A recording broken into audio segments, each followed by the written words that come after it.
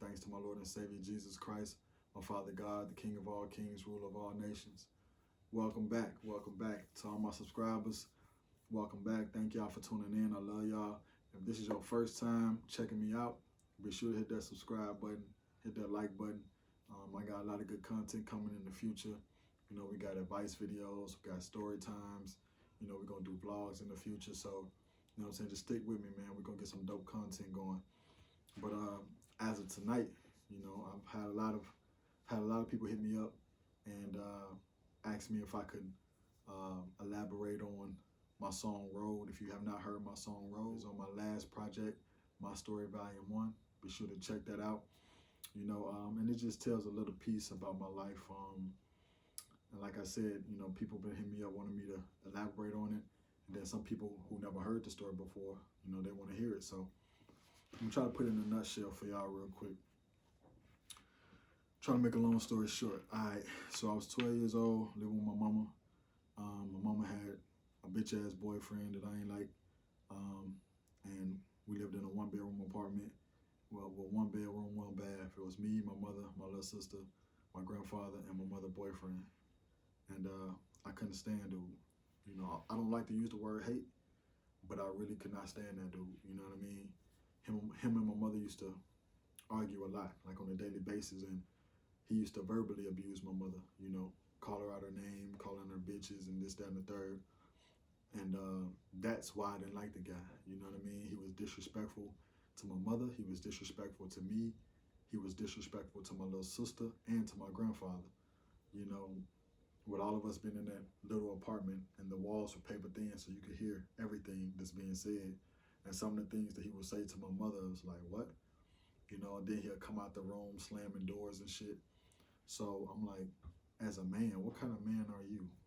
You know what I'm saying? What kind of man, you know, is with a woman and around her kids and calling their mother all kinds of names, slamming doors, and, you know, I don't know what he thought he was trying to do, intimidate somebody.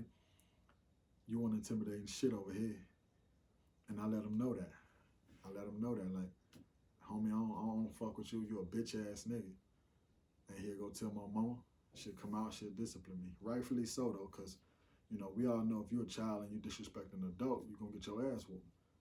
You know what I'm saying? Which is not the wrong thing to happen. You're supposed to get your ass whooped. You feel what I'm saying? But I was willing to take those ass whoopers because I'm like, nigga, you're not finna disrespect my mother, me, my little sister, and my grandfather and think that I'm just about to sit up here like I'm a suck ass nigga and not say shit. You got the wrong nigga, homie. So, and even with my mama, I'm like, mama, you know, if you know your son, then you already know. I take this ass whooping. And still tomorrow, I'm going to be like, fuck that nigga. You know what I mean? Straight like that. So, me and him will go back and forth. And he'll come out the room try to tell me, sweep the floor, take the garbage out, do the dishes. I'm like, I ain't doing shit, nigga. Fuck you talking about, nigga. He'll go in the room, he'll tell my mama come out and discipline me. Rightfully so. But I was angry. I was angry at him. I should have got whooped. I should have got disciplined. So I understand that. But my thing was this. I just didn't like the fact that I know that this suck ass nigga's in the next room while I'm getting disciplined. He in the next room. I'm pretty sure he laughing. I know he's feeling satisfied. You feel me? So that created this anger and rage in me. You know what I mean? Every day I got to deal with this lame ass nigga. And I go to school and my anger started to spill over to school. So I'm going to school and I'm angry. You know what I'm saying? So I'm getting all else on my report card. You know, I'm fighting. I'm just wilding out right now. And my mama got to a point where she like, yo, I can't deal with this shit no more. You gonna live with your pops. So I'm like, all right, cool. Pack your shit. So I packed my shit up, moved to Alabama. My pops lived in Alabama. My mama lived in Chicago. So when I got to Alabama, shit, I was actually happy. You know, it was a relief because I knew I ain't have to deal with no bitch ass nigga, or no, I ain't have to deal with any negative energy and negative vibes on a daily basis anymore. So I'm living with my grandmother, but you know, I'm still a child. By this time, you know, I'm like 13, so I'm living with my grandmother now, and I'm going to school with my cousins and my homies, and you know, everything was real smooth at that point in my life. But as a kid, I still had mental health issues. I still had unresolved issues from back when I was living with my mama. You know what I'm saying? I was still carrying a certain level of anger around. So, you know, my grandmother would tell me to be in the house, R.I.P. Rosa May, you know, sweet lady, you know. But my grandmother would tell me to be in the house by 11. I'm like, all right, I want to come in the house about 12 a.m., 1 in the morning. She'll lock the door. She'll tell me, hey, next time, I'm gonna lock this door and I ain't gonna open the door no more. If you don't bring your ass in here at 11 o'clock, you gotta be here at 11 o'clock or the door gonna be locked. I'm like, all right. Go out a few days later, come home like 11:45, and door locked. Knock on the door, no answer. So I go directly across the backyard, because directly across the backyard, my aunt lived directly across my grandmother's crib. You just cross over the backyard and you're at my auntie house. Shout out to Auntie Boney. But I would walk across the yard, go to my auntie house, and knock on the door. She opened the door, and she used to cook. She a pretty good cook too, so she had like some cheeseburgers and fries or something that she had cooked, and I just go in the kitchen, start eating, and then I lay on the couch, go to sleep. So I would do that every day. You know, I wouldn't come in at 11. I come in when I want, because I know I just go to Auntie Boney's house. I go straight to her house. And then my grandmother was like, nah, don't let him over there. You know, he trying to, you know what I'm saying? He trying to swivel. Don't let him do that. So, you know, start to, you know, talk back a little bit here and there. And my grandmother was like, I ain't going for that. You got to, you know, bounce if you on that type of shit. So she called my pops, like, you got to come get him. You know, he tweaking. So my pops come get me and get all my shit. I'm moving with my pops now. And he let it be known, hey, man, school is the main priority. As long as you getting good grades, doing what you're supposed to do, handling your business, that's all I care about. So I go to school, and I was getting good grades because I knew as long as I got good grades, I pretty much should stay out the way. You know what I mean? Because now this is my biological father. He has the full, excuse me, this is my biological father. He has the full authority to whoop my ass or whatever, you feel me? So, you know, I wasn't trying to play these games, you know, with him. So I was going to school, I was getting good grades, but I was still getting in fights, and, you know, I got kicked out of school for smoking weed and all these things, but, you know, I was getting good grades. When I would get suspended, they'd give me my work, and I just do my work at home so I won't fall behind. So I was still getting good grades, even though I was suspended. I got expelled, had to go to an alternative school. Long story short, I was still getting pretty good grades, though. That was 7th grade, so I was 13, and, you know, we ended that school year. So now it's summertime, you know, I got me a little girlfriend now, and I'm just, you know, chilling around the crib. My pops, he had like a luxury apartment. It was real dope. And he had just bought a house. So I remember he took me over to the house. We went to the house. I still remember what it looked like. I still remember what the yard looked like, the driveway. But I'm thinking in my head, I'm like, yeah, I'm gonna put my basketball goal over there. I'm running through the house, you know, I'm looking to see what room I want. I'm like, nah, not this one. Nah, not that one. This one, I like this room right here. Pick my room out and everything. So we were about to move into that house, you know. And but we at the apartment, and I'm laying in the bed watching 106 in Park, just chilling. And at this time, my life was finally going the way that I wanted it to go. It was finally going smooth. It was finally peaceful. Man, I mean, I couldn't ask for no more, you know. I was living with my pops, so I'm living real comfortable. I had a girlfriend, you know what I mean? I was going to church, you know what I mean? My girlfriend at the time, her parents were the pastor and first lady of the church that I was going to. So I would go and hang out with them after church, and like everything was just going real smooth, real smooth in my life. I got plans for when I go to high school to play football and all this. And so I'm laying on the bed on the phone with my girl, and then I get a beep on the other end. So I click over, it's my mama. So she like, hey, you on the phone? I'm like, yeah. So she like, tell him you'll call him back. So I click over, I tell my girl like, hey, I'm gonna call you back in a minute. Click back over. It's like, yo, what up, mom? She like, how's everything going? I'm like, everything going good, lovely. You know what I mean? What's up? She like, you sure? I'm like, yeah. She's like, oh, okay. No, I was just trying to see, you know, are you good, or do you want to come back home? I'm like, nah, I'm good. I don't want to come back there. I'm good over here. And she like, you sure? I'm like, I'm sure. And now I'm in my mind, I'm like, why is she trying to get me to come back home? Like, what's the deal? You know, I told you I'm good. I don't want to come back because I already know I come back and I'm coming back to all that bullshit. nah, I'm good over here.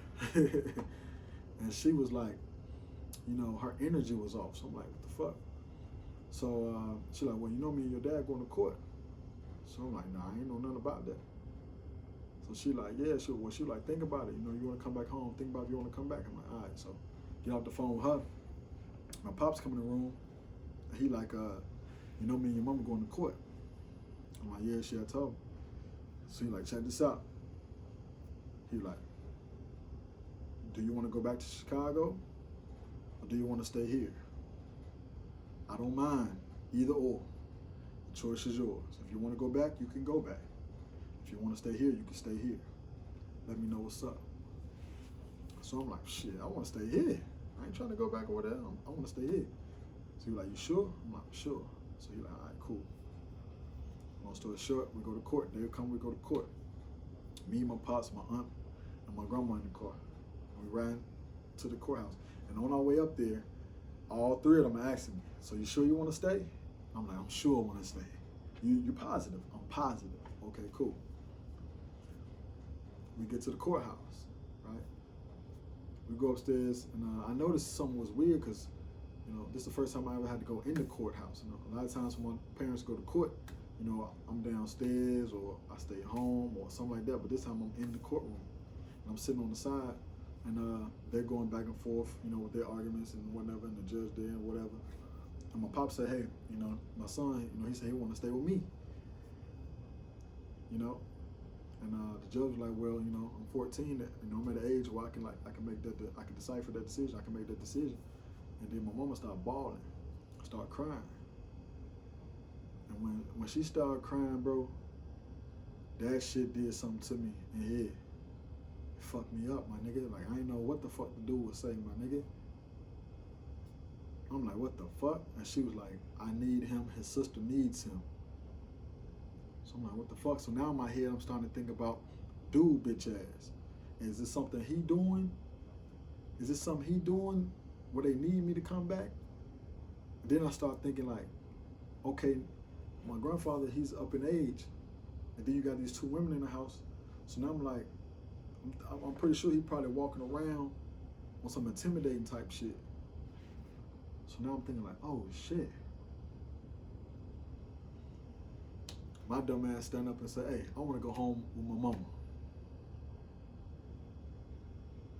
The fuck I do that for? I said, I want to go home with my mama. My pops look at me with a look of straight disappointment. So the judge said, all right, well, he going back with his mother. But he has to stay with the father for the next 30 days. So the judge say, okay, he's going home with the mother, but he has to remain in the father's custody for the next 30 days. So now how the fuck is that gonna work? I just traded on this man. I just switched up on this man. You say I gotta live with him for another 30 days? So long story short, I get back to the crib. The vibe was real off, weird and shit. You know, he was pissed, which he should have been. He was like, look, homie, like, why the fuck did you lie? I'm like, bro, like, I don't know. He like, yo, don't touch shit that belong to me. Don't touch shit that belong to me, homeboy. You feel me? Like, you just lied on me, like, type shit. So he dip out. So I'm sitting there, I'm hungry than a motherfucker. So, you know, when he said don't touch anything that was his or belonged to him, I'm like, I can't touch the food. I can't touch shit. You feel what I'm saying? So I'm sitting there hungry than a motherfucker. You know, my mama called me and shit. And she like, yo, what's going on? What's good? You good? I'm like, yeah, I'm cool, but shit, you know what I mean? I'm hungry around this motherfucker. Can you bring me something to eat real quick? And she like, what you mean? Like, get you something to eat over there. I'm like, nah, he said don't touch his shit. So she like, what? She like, you got anybody that can take you to the airport? And I'm like, shit, I don't know. Probably my homie mama or some shit. So she like, all right, tomorrow go over there and let me speak to her. Long story short, next morning, before he came back, I put all my clothes in the bag, ran across the street to my partner crib, tried to hurry up and get over there before he came, and seen me running over there with my clothes and shit, because he was out all night. He said wherever he went, he stayed out all night. He was going, you know, to the next morning. So the next morning I got up, threw everything in the bags, you know, and dipped out. And as I was running across the street, I got, you know, this big bag on my back. I'm thinking in my head, like, man, I hope he don't pull up as I'm running across the street and catch me, pretty much running away. And I get to my homie crib, knock on the door. He come to the door. I'm like, yo, where your mama at? His mama come out. She's like, what's going on? I'm like, hey, can I use your phone? My mama want to holler at you. She want to talk to you real quick. So, I call my mama from over their house, and they talking. She get off the phone. She take me right to the airport. I hop on the plane, get back to the shop. When I got back, the whole ride back, and when I got back, it was a crazy feeling I had. Like, I felt like fucked up, like, you know what I mean? Damn near felt sick. My damn self, damn near felt sick to my stomach for some reason. As if, thinking to myself, did I make the right choice? Did I make the right decision? Because in the back of my mind, I'm like, bro, I don't think you should do this. But then, in the back of my mind, I also thought like, well, you gotta go check on your mama and your little sister. Make sure this bitch ass nigga ain't doing nothing. Make sure this bitch ass nigga ain't, walking around the house trying to intimidate them. You feel what I'm saying? Because when she said she needed me and my little sister needed me, it instantly, in my mind, I reduced it. I just reduced everything down to them, me. Them, me. What I want, what I need, opposed to what they want and need. And I'm not a selfish person at all, so I sacrificed myself for them, I sacrificed what I wanted and what I needed, which was to stay. Because if I would have stayed, I would have went to college. Pops already had a college tuition put up for me and everything. I would have went to college. I would have played football for either the University of Alabama or Georgia. Those were my two schools that I wanted to go to and play football. So it would have been either one of those. And that definitely would have happened. And if I think I would have made it to the NFL because, the talent that I have, the talent that I had at that time anyway was phenomenal. I even had coaches telling me if I stick with it, I'm going to the NFL.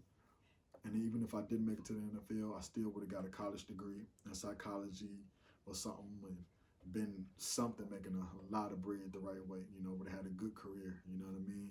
My life would have been a lot smoother, a lot easier, you know what I mean? And I knew that. But when I sacrificed and I left, I pretty much gave my life up for them.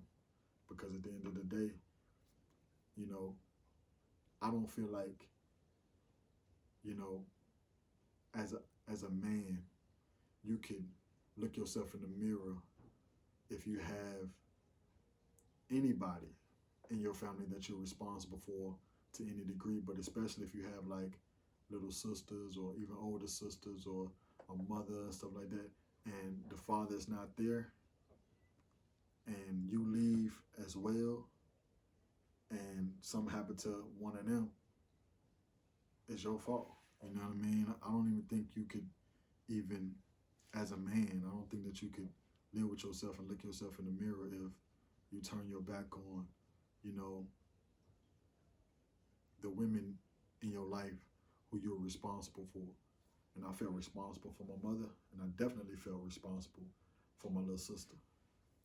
You know what I mean? So knowing that this nigga was living in the house with them, I'm like, okay, they say they need me. I gotta go see what the fuck is going on over here. You know what I mean? You understand? And I'm like, hopefully everything cool. But the way that things had worked out, it didn't even make it possible for me to go over here, check it out, make sure everything cool. And if everything cool, ain't nothing fishy going on, so y'all feel safe, everything all right, I could come back. It wasn't even a situation like that. It was like, if you go, fuck you, stay gone. But then if I would have stayed with him, I felt like my mother would have been like, oh, you gonna stay with him? Well, fuck you, stay gone. I felt my little sister would have felt the same way. So I felt this tug of war, man. It was a tug of war. My pops pulling me here, my mom pulling me here. And it wasn't even like he was really pulling me because he wasn't forcing me to stay with him. But I felt pulled because I wanted to stay with him. He wanted me to stay with him. But my mother pulling me this way. And now I feel like I have to go here with her because, of the stories that I heard growing up about when I was a little kid, you know, because when I was a little kid growing up in Chicago or whatnot, and I was going to school and I'm outside, shit like that, and going through different things, you know, had my first fight and going through different things like that. I didn't have, my father was not around. He wasn't present. And by him not being present, I'll come home. When you got kids and you beat up, if you beat up a kid and then they go home and say, I'm gonna tell my dad, and you like, oh, okay. Who you gonna tell? I couldn't say that. So you got, I get in a fist fight with a boy. I beat his ass. He'll go home. He'll get his pops. Now his pops walking up the block. I gotta go get my mama. So I'm asking questions like, yo, what pops? Like, why can't I get my pops? Like, no, I call my pops or something. You know, he all the way in Alabama felt like he left me because I had to go through certain situations without him. As a child, I feel like he left me because I'm in the house with my mother and my little sister and this dude, this my mother's boyfriend, and I'm constantly getting into it with him. It was plenty of days I wish my dad would have beat his ass. It was plenty of days I wish my pops would have been able to pull up and slap shit out of home. But he was 800 miles away. So for me, growing up, you know, my mama, she didn't talk bad about my pops. And my pops, he didn't talk bad about my mama. But I can notice they don't fuck with each other. I can notice they don't like each other. That shit is very obvious. And always really has been. So I always felt like it's a rivalry. You feel me? So if I'm over here with him, she gonna feel some type of way. If I'm over here with her, he gonna feel some type of way. How the fuck do you win in that? There is no winning in that. Ain't no winning in that, pimp. Ain't no winning in that. I don't give a fuck how you try to flip it, dice it, cut it, spread it. Ain't no winning in that. The only way I can win in that situation is if I had a fucking identical twin. Where I go here, he go there, or I go here, he go there. But it wasn't like that. It was only one of me. So, and growing up, I was sick when I had bronchitis real bad and shit. You know, even with my voice, like people hear my voice, and you know, some even family members say, "Oh, you know, I didn't know your voice was gonna be that deep." You know, well, when I was a kid growing up, I don't even think my voice was gonna be this deep. But when I was growing up, I had bronchitis real bad, and I used to have these coughing spells. When I'd be coughing all night, and I'd be coughing so much where I get sore throat. So I'd be coughing so much, you know, I get hoarse, and you know, I can feel it in my vocal cords that played a part in my voice being as deep as it is. But like to say, everything happens for a reason, right? You know, when I had those situations growing up, you know, I was sick, this, that, and the third, had situations at school, this, that, and the third. Pops wasn't right there. I ain't saying that he hated me. I ain't saying that he ain't care about me. He ain't love me. He just wanted to leave and not look back. I'm not saying any of that dumbass shit. What I'm saying is he wasn't there. For whatever reason, he wasn't present. I couldn't walk in the house and see him. Or I couldn't call him like, hey, I got a situation. Pull up real quick. And 15 minutes later, he pulling up. It wasn't like that. So because it wasn't like that, it automatically, by default, felt like he left me. When I was a shorty and I was going, my mom used to take me to the ER, take me to the doctor and shit like that for my bronchitis or whatever. I used to look over and see her sitting right there. When I had situations at school, when people want to call their mama or call their daddy or call whoever, and I called my mom, she was right there.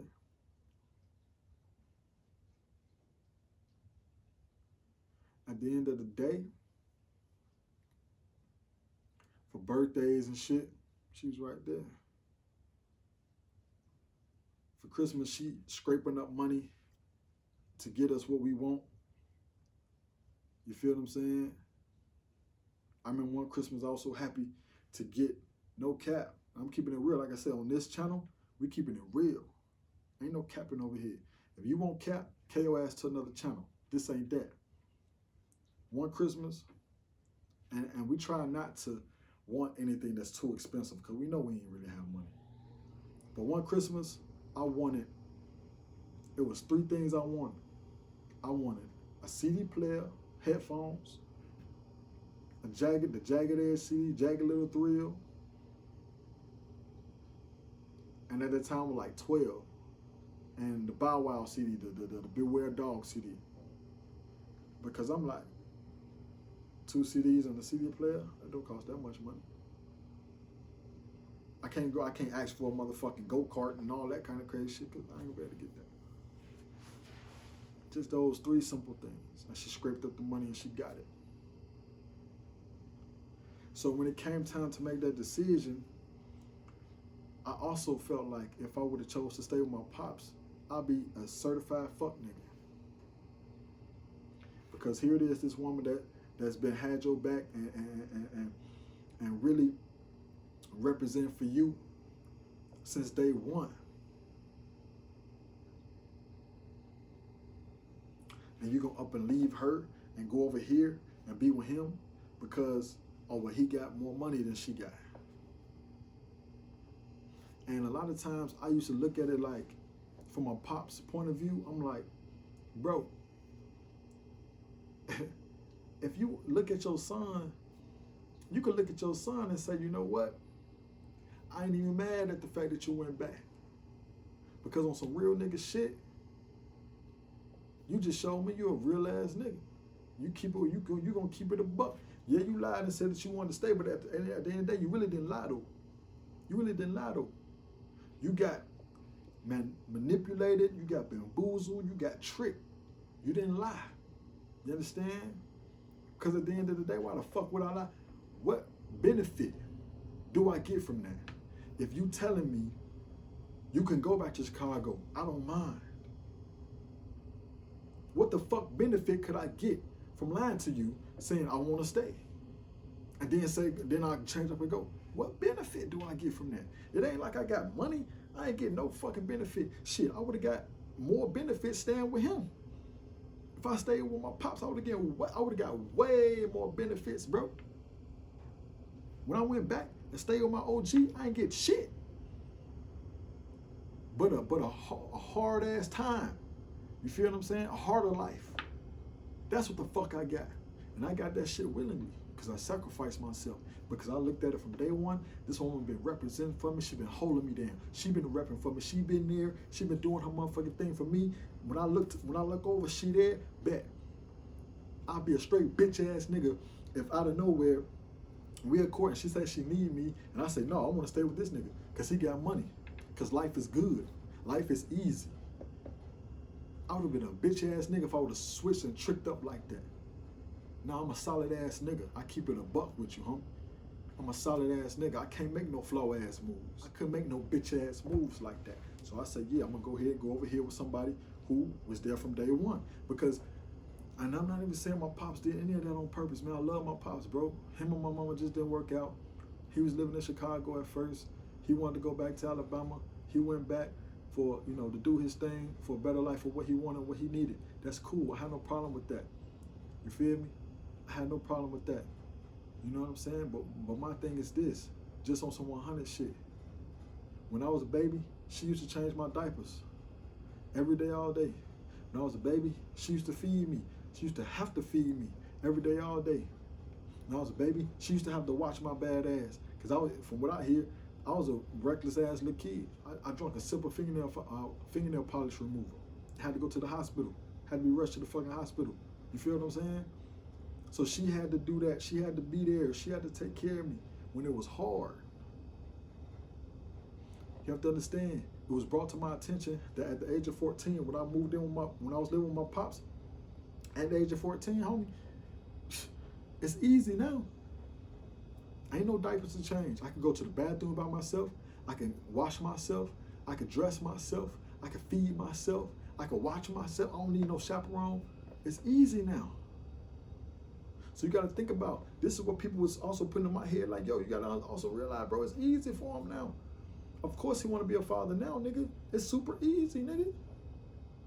But what about when it was hard? It was like he ran when it was hard. So that is what, you know, people were bringing to my attention. And I was trying to defend my pops, like, no, it ain't like that. It ain't like that. But then they're like, okay, if it ain't like that, nigga, look the fuck around. Where he at? You feel what I'm saying? So you got to look at all of these pieces that played a part, a big ass part in my decisions. I love my mama. I love my daddy. I love both of them. Mom and dad, if you watching this, I love both of y'all. Straight like that. It ain't no, I love her more than him, or I love him more than her. I love y'all both equally. Still. But let's keep it 100, man. Let's keep it a whole motherfucking buck. At the end of the day, both of y'all don't fuck with each other, but that leave my ass in the middle. My ass is in the motherfucking middle. It's like a blood and a crip. It's like a blood and a crip, bruh. It's like if my mama and blood, my daddy a crip, I'm in the middle. I gotta choose one. Who the fuck do I choose? So,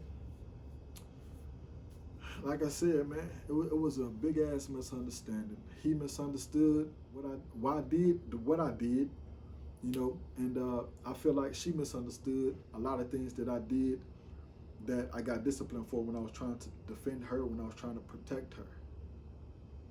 And I'm thinking in my head, like, come on, my nigga, like, my mama, she was here 20 years. She was on this planet for 20 years before I was born. My daddy was on this planet for 20 years plus before I was born. Y'all gotta see this shit, man. Y'all gotta see this shit. Y'all gotta know this shit. It's very simple, very straight to the point, easy type shit. This ain't even no hard shit that you gotta sit down and really study and figure out. It's some real simple shit, bro. Real simple shit. Come on, I got a 14-year-old son right now. I got a son right now that's 14. You feel what I'm saying? Come on, man, we gotta be better people than that. Ain't no holding grudges and all that, man. Fuck all that soft ass shit. We ain't got time for that. At the end of the day, cause I'm gonna tell you, this is another thing. If I ain't like my mama, if I ain't fuck with my mama, or if I ain't like my daddy, I ain't fuck with my daddy, I tell them to their face. I'll tell you to your face, I don't fuck with you if I don't fuck with you. But that ain't the case. I fuck with both of y'all. I love both of y'all. And hopefully we can squash all that dumb shit and be good, man. It's time for that, man. It's time for that. Time is fucking running out. You don't see all this shit going on? Time is running the fuck out. We better get this shit right before it's too fucking late. You feel me? But to everybody who wants to know that motherfucking story, everybody who wants to know what happened, why it happened, how it happened, that's what happened. I got back to Chicago, you know, and got a phone call from my grandma. And days have passed now. Probably like close to a week went by since I've been back. My grandma called me. She obviously knew where I was at this point. And she like, why you lie? I'm like, Grandma, I didn't mean to lie. The way everything played out, I didn't know it was gonna play out like that. I never should have been in that damn courtroom. I wish, that's one thing that I regret, that's one wish that I got. I wish I was not in that damn courtroom. My ass should have been downstairs in the car somewhere, listening to my fucking headphones somewhere else. I should not have been in that courtroom. That shit had nothing to do with me. That was my mom and daddy. Y'all figure that shit out. Y'all handle that shit. I got nothing to do with that. Leave me out of it. Wherever I go, whatever happens, it happens. But I don't want to have shit to do with that. Because if I choose her, he gonna feel some type of way towards me. If I choose him, she gonna feel some type of way towards me. We don't need none of that dumb shit. Leave me the fuck out of it. Y'all handle that shit. That's what I wish would have happened.